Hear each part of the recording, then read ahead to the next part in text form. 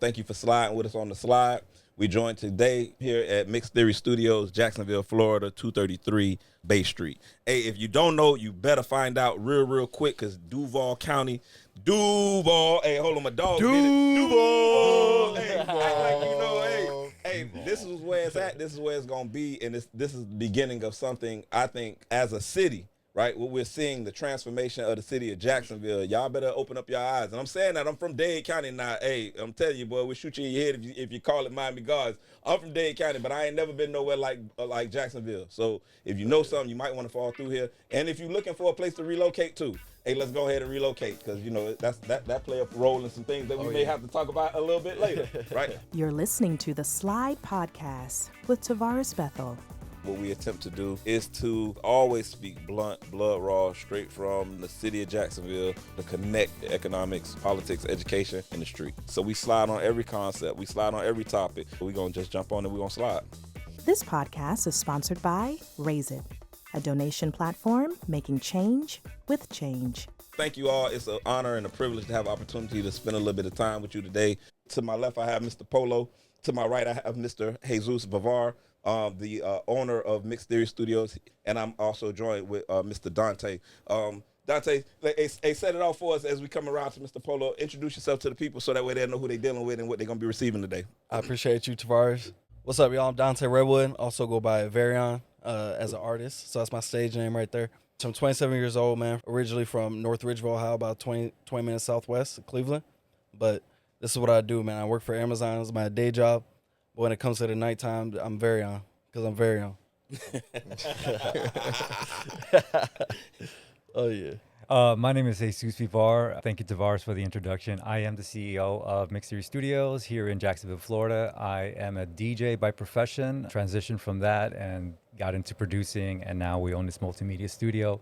Originally from New York, transplant from here, from Jacksonville now. I've been here about 4 years, and I've been meeting some amazing people, amazing artists. So thank you for having me on your show. Thank you for joining us. Thank you.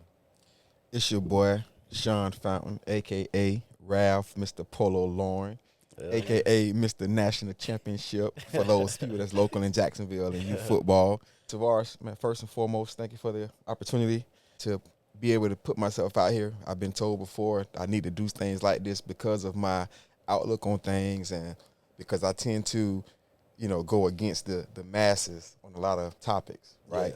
But a little bit of background about me, 44 years old, born and raised Jacksonville, Florida, graduate of the Florida Agricultural and Mechanical University.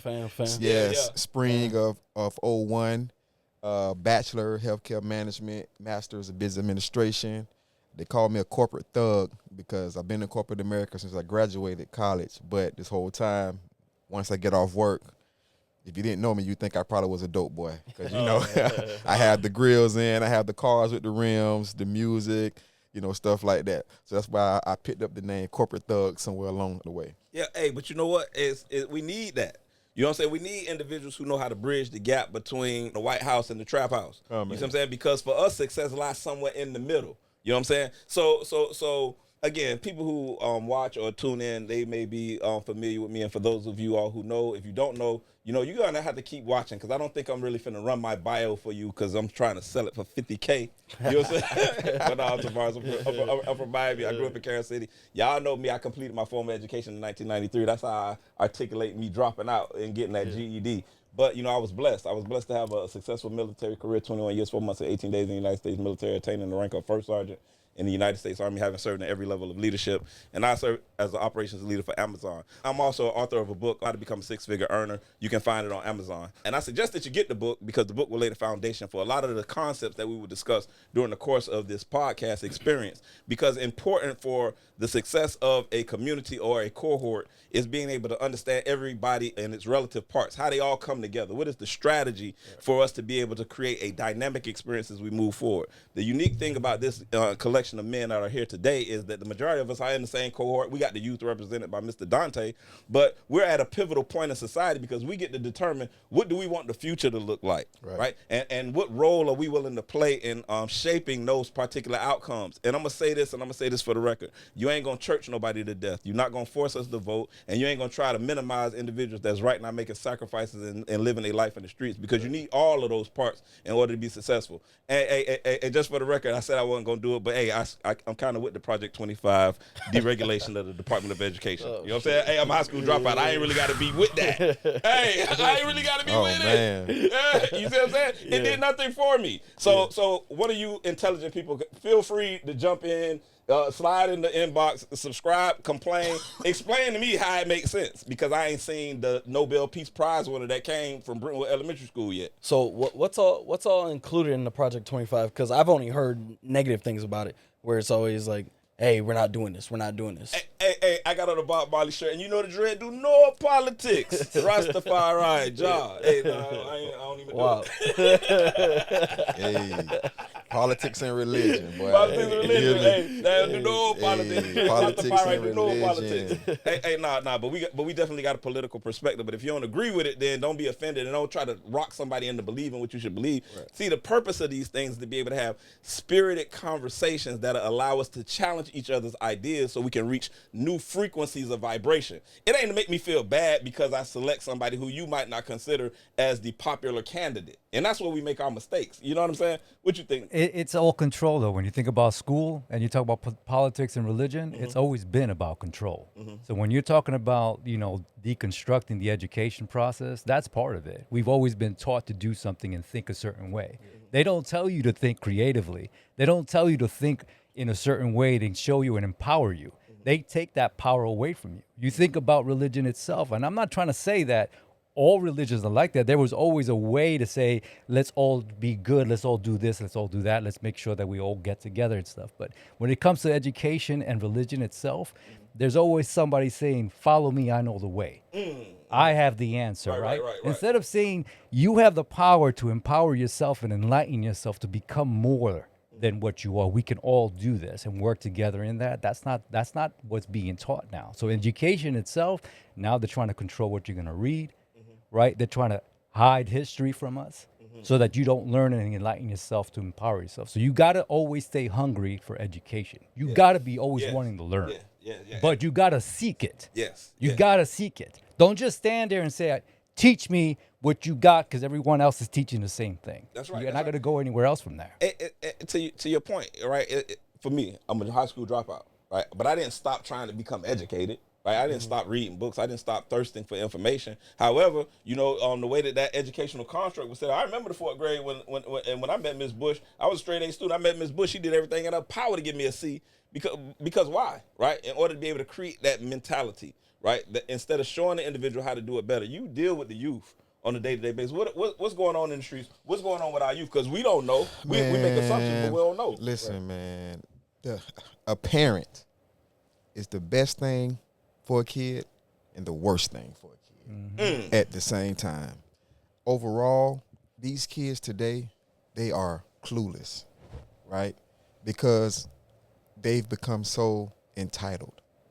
And I don't blame the kids. I blame the parents, because you have parents who break their neck, work 3, 4, 5 jobs to keep their kids in bullshit, designer, name brand shit that the kids don't even really care about. A lot of times it's the parents, because the parents want to have the social media likes and stuff like that. I personally, like I said, I've coached youth sports for 20 plus years. And, I would see where a parent would invest more in the youth sports, but not a tutor for their child. It's okay to buy those Jordans every month for $150, but you won't spend $25 an hour for your child to get a math tutor. So that's why I say, man, these kids are lost, and it's not even their fault. A lot of the parents are lost, and I blame a lot of that on social media, because we look at social media and we see that fake life and we think it's reality. We try to make it our reality, So, like I said, but overall, the youth today, man, they are lost, which is why now they say it takes a village. That doesn't apply anymore because people don't want you saying shit to their kids. That's You know, right. they don't. When I came up, my neighbors knew if they saw me at that, they can whoop my ass, and there was no recourse from my grandparents or my parents because they knew that came out of love. I see you doing wrong. I'm finna check your ass right now. You do that now to a kid, you might end up dead. Yeah. Or in jail. Or in jail. Yeah, Or in jail. You know, so like I said, these kids are lost, man. And it's not about where we're at, but how can we change it going forward? And I guess that's where, and I see, y'all blame Polo because I wasn't gonna talk politics, right? Talking shit. But I got to though, Yeah. right? Man, we gonna let you cook, man. Yeah, because That's what the young people say. because politically, right?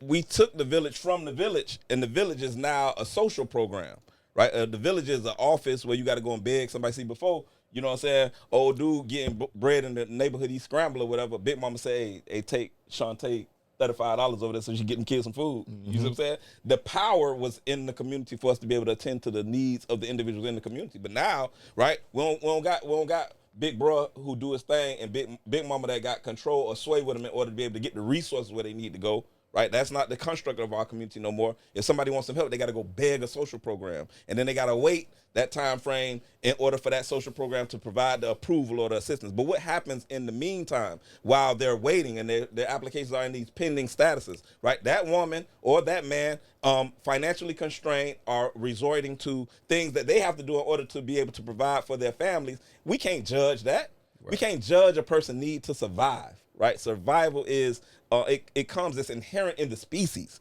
right? When I was born to survive. My mama didn't have to tell me to nurse from her mammary gland, right? That was in me to suck on it. You know what I'm saying? That ain't really sound right. That shit come out the way I want it to sound. But I wasn't gonna say shit. I was gonna shake my head and say yeah. But you know what's crazy, Tavares, is, man, thinking about what you just said, right? The mothers, the fathers, they're applying for these programs to get assistance because they truly need it, not because they're being lazy. Come on. They truly need it. But in the meantime, because that system is so flawed with a backlog from here to Dade County. Come on. Right? Like you said, what do they do in the meantime? By any means necessary. Yeah. If it's a female, she's selling pussy. You know, I mean, not saying she's like on the street prostitute, but that's what she's doing. You know, I'm sorry, but you know, listen, like, I mean, I'm just being honest.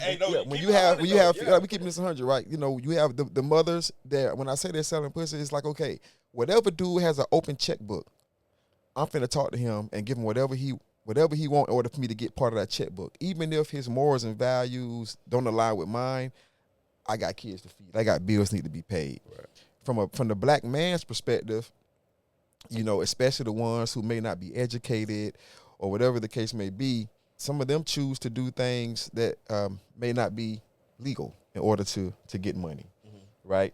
So a lot of our black kings that are incarcerated right now, they're incarcerated because of situations like this, because of a flawed system, you know, and a lot of businesses not wanting to give everyone a fair opportunity. Sometimes they're forced to take drastic measures in order to feed their families. You know, you got a lot of good dudes in jail right now. That's a fact. That are not criminals. That's right. You can break a law and not be a criminal.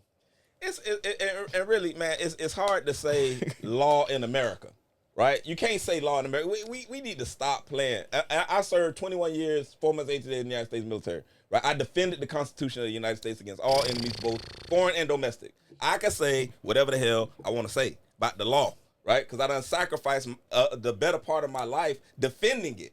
You see what I'm saying? Right. And with that, I say in America, right, you can't really say law or legal, right? Because there is in nature, right, it's inherently wicked to sell people. Right? And so when you establish the transatlantic slave trade, you inherently made illegal everything that come from the country. Amen. Right? You see what I'm saying? Because all of the resources of the country are purchased in blood. You see what I'm saying? Yeah. We don't have a moral compass to give direction or guidance to no nation on the face of the earth. You see what I'm saying? Hey, now, preach. Yeah, I did it. Preach. And I don't care. Because it is what it is. And that ain't to knock the country. That's so that when we stop being so weak when it comes to dealing with leaders, right? We got to have a strong conversation. It happened. Slavery happened, right? Black people were enslaved. What you gonna do now? Okay, white people enslaved black people, and not all white people in it. And for you white people that emote, stop, right? Because you were broke, right? You didn't have nothing, right? 1 out of 10 white Caucasians owned slaves. 1 out of 10. 1 out of 4 of the 1 out of 10 had successful plantations. I think it was a movie. Hey, it was a movie called Free State of Jones. Yeah. And in this movie, it's a conversation between this Caucasian man and this black man. He say, "Nigger, you can't have none of that ham." And he said, "What make you ain't?" And then so he said, "What did you say to me, boy?" And then Matthew McConaughey, he said, "What make you not a nigger, Bob?"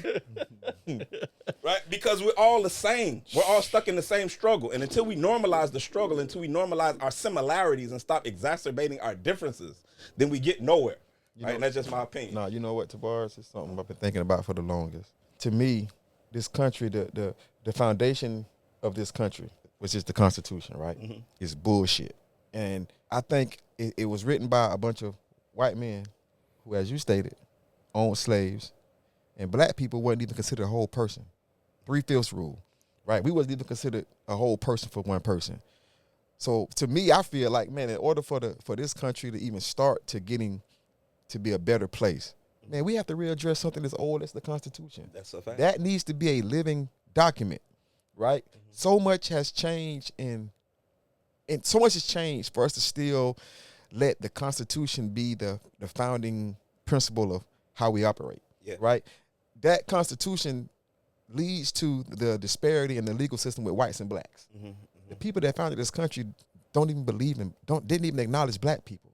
And we're still running our country off of those same founding principles. I got an interesting perspective on that. I'm gonna go to Jesus first though, but I got an interesting perspective on that. But I want to hear your perspective on that because I know you.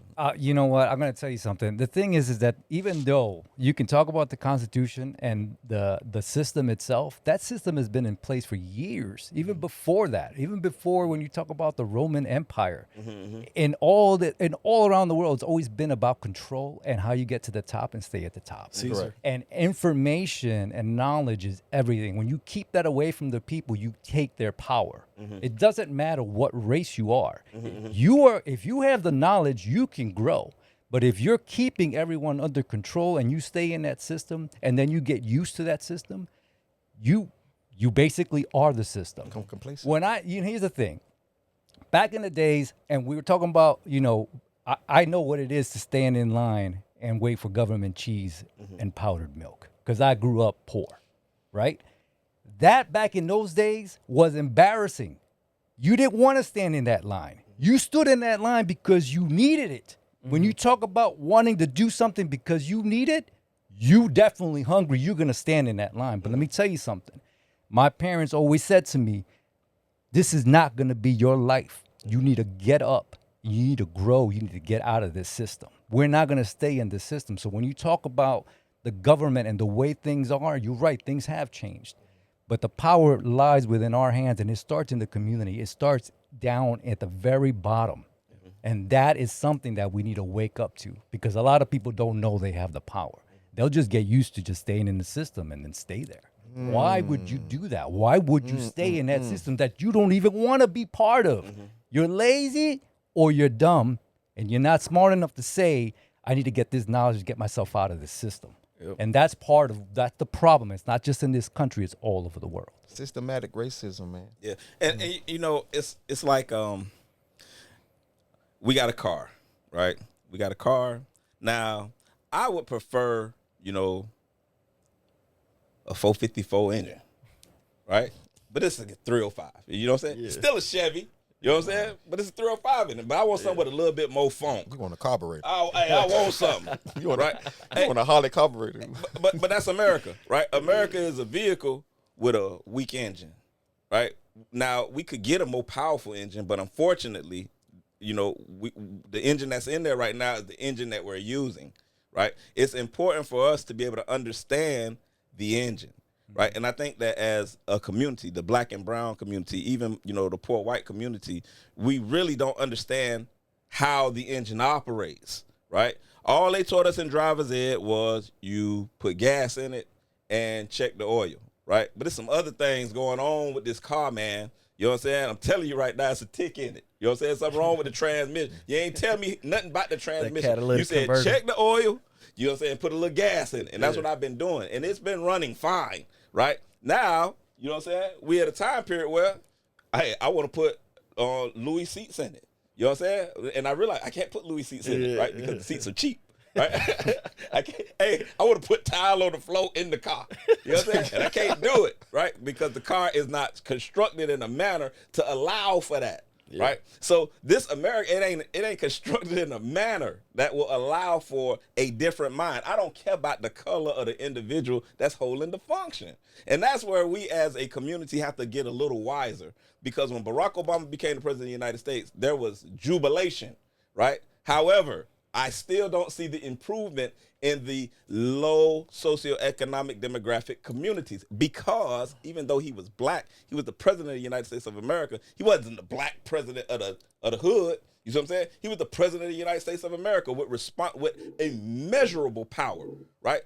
I say that again, with immeasurable power. That means he could have done something if he had individuals that was ready for him to do something with. At some point, we got to be able to accept that the reason why we're in the condition that we're in is because we wasn't ready to be receptive of the individual who could have created an opportunity for us. And so now we're looking for opportunities to come from an individual who already told you ain't got nothing to lose, right? You ain't got nothing to lose. So we got offended. You know what I'm saying? And I ain't finna deal with dude. You know what I'm saying? Because he said I ain't got nothing to lose. How racist is that?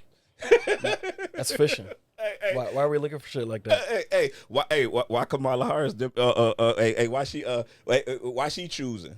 You see what I'm saying? Hey, why she choosing? Hey, I'm saying she choosing, right? Everybody get to choose what they like, right? And she like what she like. Yeah. You see what I'm saying? See, and I ain't no advocate for neither one of them because I don't care. You know what I'm saying? It don't matter because I realize that whoever sit in the federal office can't benefit what's going on Moncrief.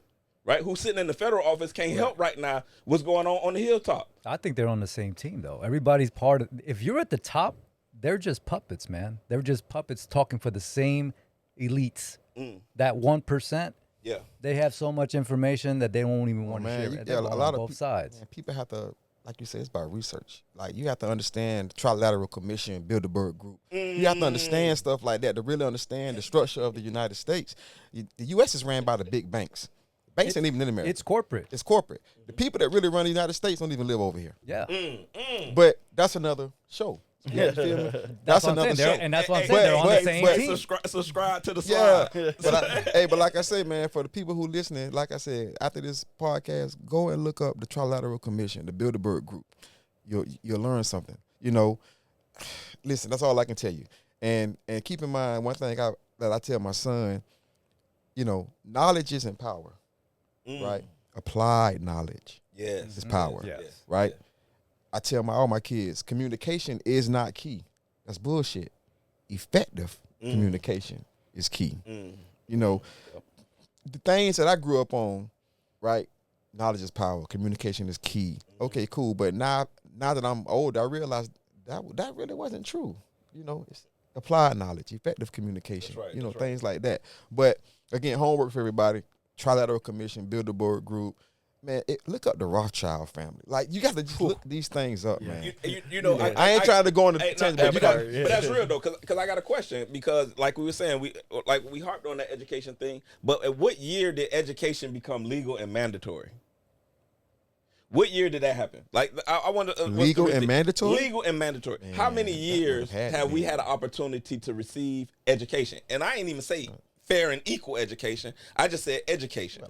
And what was the purpose when education was mandated for the low socioeconomic demographic? What was the purpose of education being mandated for that community? You see what I'm saying? Yeah. See, when we get ready to trace that back in our mind, I want you to think about this right now, right? So Dante is a college graduate. You got a scholarship to college? Mercer University. Act like you know, and my dog got to try it with the Cardinals. But I want to let's walk it back now.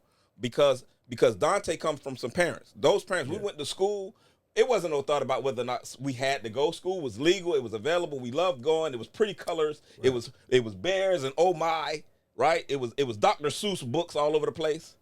My grandparents, did my grandparents experience? Oh, excuse me, my parents, Did our parents experience the same thing when they went to school? Hell no. They didn't experience the same thing when they went to school, but they had to go.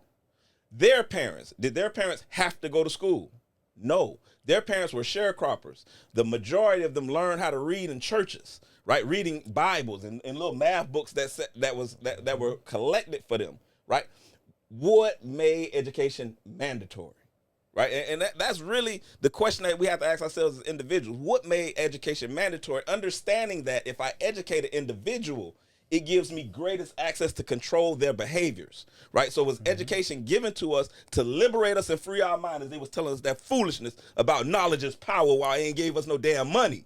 You see what I'm saying? Or no access to no resources. But you said education was power, and I wasted my damn time in college all them damn years to get a job working, making $60,000 a year right now with $150,000 worth of school loans. But education is power.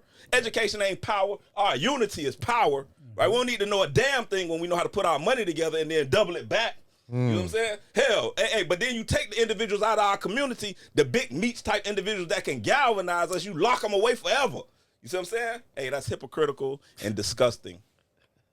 It's a system, though. That's the system. That's a system of the society that we've been trained to think a certain way, that you need to go to school, get an education, go to college, get yourself into debt, get into the system that you're going to always be paying back, work, right? You got a 9-to-5 job. You have nothing. You just trying to get by. You grow old, man, and you retire and you die. That's what life is about. That's life. No, no. Because then after you live that bullshit your entire day, you gonna go to heaven. But listen, retirement age is 62, 65, and then life expectancy is about 72, 73. So damn it, you get a good 8 years to live, and you better be in good shape after you retire. You know what I'm saying? So it's crazy, it's crazy. But man, just piggybacking on what you were saying, our community, I don't care about nobody else's community but mine. Point blank. I don't give a shit about what happens in the Ponte Vedras and the Mandarins. I care about the communities I came up in, the Roosevelt Gardens, the Lackawannas, the McDuff area, the 8th Street areas. It just so happened that I was a product of two parents that were together, I'm 44.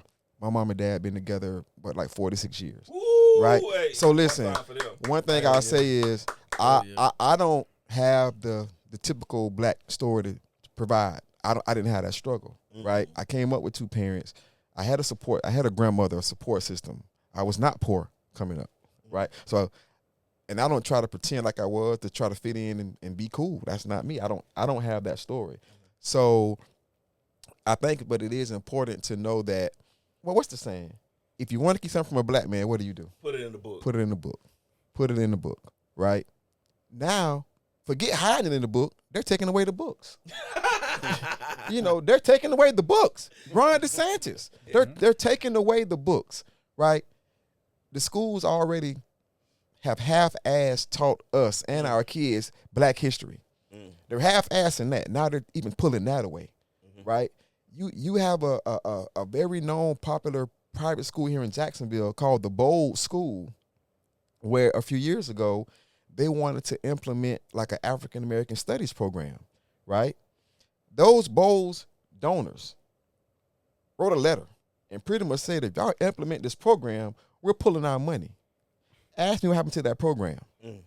But that shit got swept under the rug because those people from Bowles, that money, it runs so deep in the city of Jacksonville, right? I'm from Jacksonville. Go look at the schools on the north side and the east side and the west side, and then go over on the south side and look at the resources available. Go look at the libraries. Look at the amount of computers that are available. Go and look at the background of the teachers. That's not coincidental that certain kids are honestly being set up not to fail, but to, like you said, be able to be controlled.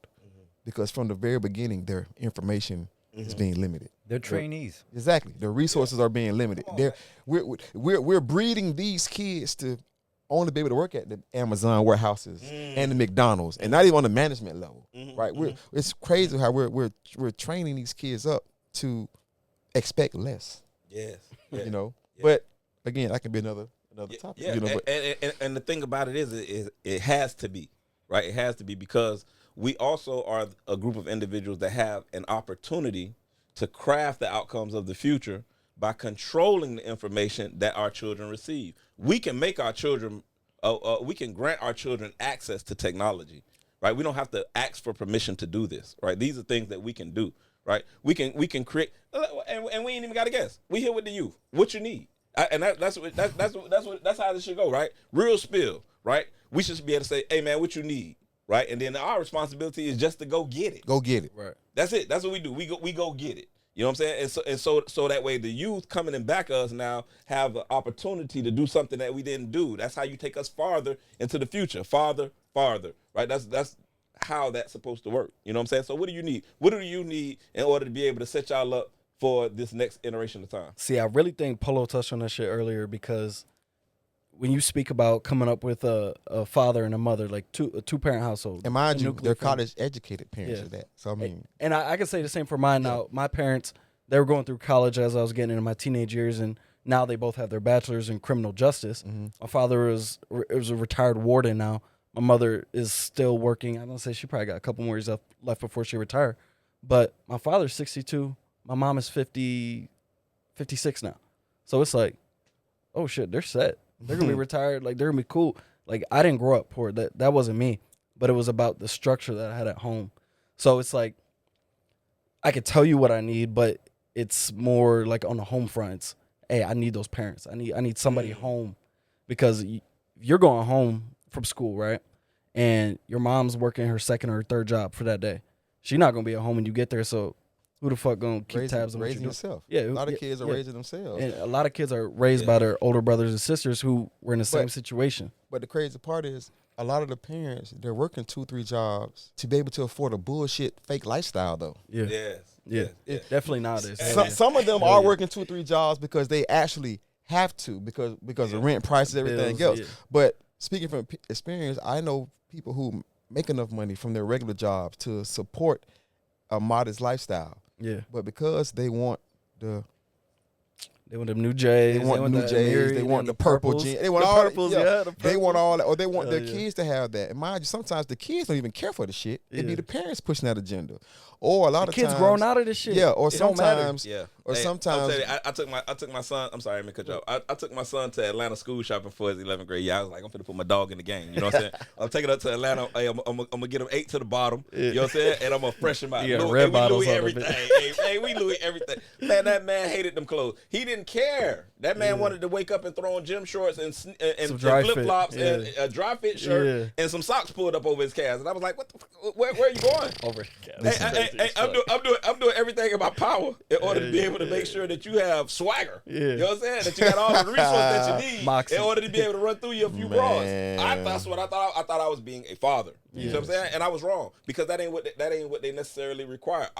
Hey, when our mama and daddy was working 2 or 3 jobs, because I'm a latchkey kid. I can remember being home by myself since 1979. I'm 48 years old, right? I can remember being home by myself in 79. I was 4, right? That's how long I've been growing up without a parent. Right, so during those times, mom and dad was working 2 or 3 jobs. They needed to work 2 or 3 jobs to survive. Right, and that was intentional and on purpose. Right, society is constructed in a way. Because see, here go the real spill. Real spill is a house don't got to cost that much. It don't. The house I grew up in on 199th Street. Hey, anybody who want to ride by, if y'all at the crib, 19900 Northwest 33rd Avenue. It's still sitting right there on the corner. Hey, and whoever living in it right now, that orange tree, I planted it, and I'm coming to see about it, because it's giving up oranges now. You know, mango tree. Hey, real spill. Collecting royalties. Hey, but that house right now on the open market is going for over $200,000-$300,000. When my mom and daddy put money on the house, it was $60,000. Right? What is the difference? The house done been paid for 4-5 times. Why are y'all charging the people who living in that little ass house right now $300,000? Why? Because it's close to the stadium. It's around the corner from a Walmart. Things don't have to cost that much. These constraints are imaginary constraints that are implemented in society in order to be able to control the behaviors of people. Right? And when we can get to that place, they say, well, did he just say that you don't have to make money and have no job? No, dummy. What I'm saying is that if we just came together in unity, we can make money in our sleep. It's people right now get paid for less. You don't get rich off a salary. No Who way. the fuck got rich off a salary? No way. I mean, well, unless your salary is, say, $300,000 That's a because year. you probably a you're- C-suite executive. But you know what's crazy is this. You know about JWB, right? They have a monopoly now with rental homes, right? Yep. Instead of minorities, I'm even gonna say blacks. Instead of minorities complaining about it, we got our own JWB. Come on, man. We got our own JWB. That sounds like a play. Right. We got our own JWB. Right. But you have to have a diversified group of people. You have to have somebody in there who's street. Right. Got to. That's gonna be your muscle. Somebody got to collect that rent. Come on, man. You gotta have somebody that knows how to write grants. Debo. Right. You gotta have somebody that fits the mold, that can be the face of the organization to get that money that a Sean or Tavares won't get. Goddamn. What's the name here? Jesus. Let Jesus be the face. Because guess what? He might be more likely to get that loan. So I mean, you have to play the game. Yeah. Right? Yeah. And like I said, we're quick to call out problems, but very rarely do we come with solutions. Yeah, and to your point, the solution is what you just said, is unity of the whole. And it ain't about everybody agreeing, and I think that's our problem, right? Right? Is we are one so person timid. gets mad and now they want to break up and go on the side. Yeah. Instead of, I'm gonna take my ball and I'm gonna go home. Same thing with religion. It used to be just one religion. Every time somebody got mad, they went and started a whole different religion. It used to be one church. But again, another conversation. Another conversation for another. Hey, just to let you know, we got plenty. You know what I'm saying? Hey, we coming through. Hey, and even if you want to, come down and be a guest, hey, feel free to reach out to us, right? Inbox us, slide in our DMs, but make it professional because we're not those type of guys. I got it. Hey, wait, well, listen. It's been wonderful to have an opportunity to kind of kick it with my brothers on this inaugural conversation. Right? Thank you all for sacrificing a little bit of your most valuable resource, which is your time, in order to come up with creative solutions to assist in developing strategies to allow us to live the lives that we deserve to live. Right? Hey, this is the slide. This is what we're gonna do. We're gonna slide. You want to slide with it? Everybody should slide. Right? So make sure you like and subscribe. Hey, listen, that was off the dome. You just said everybody should slide, so make sure you like and subscribe. Hopping next door in the studio, right? Hopping next door in the studio. Hey, you gotta get in the booth. But everybody, on our outro, man, hey, give a few words to the people real quick. We got limited time, but please, let's share a word as we get ready to slide. I'm gonna say it every week. Just be great, man. Be the best version of you that you can every single day. You only get one chance at a day, so make the most of it. Yeah, riding on that, man, just stay grateful. Be grateful for everything you have. I don't care how bad your life is. There's always somebody that has it worse than you. So stay grateful. Count your blessings. Everyone has something to be grateful for. I can say, man, listen, just whoever you believe in or whatever you believe in, right? Keep that first, right? Instead of looking at people on the outside and basically just live your life for you, right? That's what makes this world the world. Everyone is not meant to be a millionaire. Everyone's not meant to be a rapper or a famous person. It's okay with being regular, right? It's okay if you make a Facebook post and you only get 100 likes. Okay. It's okay if you don't get a million Instagram and TikTok subscribers. It's okay.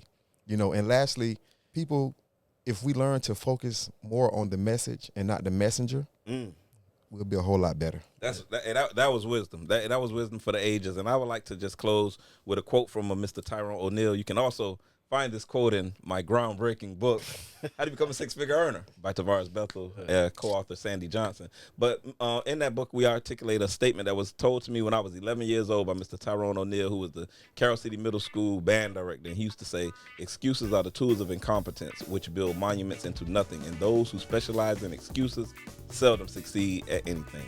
So with that being said, let's not make no more excuses and let's just do what we got to do. This was the slide.